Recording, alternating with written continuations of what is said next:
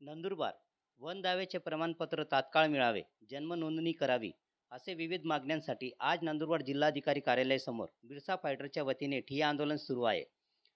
आज दिनांक 15 ऑगस्ट 2024 रोजी नंदुरबार जिल्हाधिकारी कार्यालयासमोर बिरसा फायटर शाखेचे सुशीलकुमार पावरा यांच्या नेतृत्वाखाली ठिय्या आंदोलन करण्यात आला।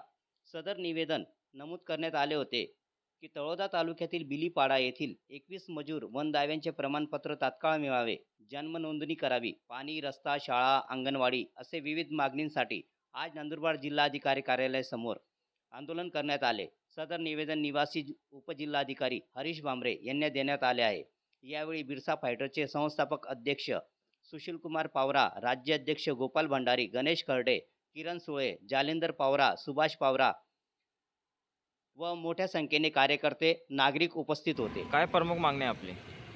ये आज़ादी झूठी है। आज स्वातंत्र्याची 78 वर्ष झाली तरी सुद्धा आमच्या आदिवासी बांधवांची साधी जन्ममृत्यूची नोंद होत नाही। ती जन्ममृत्यूची नोंद व्हावी। बिलीचापडा येथील लोकांना अनेक मूलभूत सुविधांपासून वंचित ठेवण्यात आलेलं आहे। त्यांना शाळा नाही, घर नाही, जमीन नाही, रस्ता नाही, वीज नाही, अंगणवाडी नाही। या मागणींसाठी हे आंदोलन आम्ही सुरू केलेलं आहे। या बिलीचापडा या गावातील मंजूर वनदावे गेल्या 5 वर्षापासून वन जमीन खात्यातील हर्षल सोनार या एका कर्मचाऱ्याने लपवून ठेवलेले आहेत।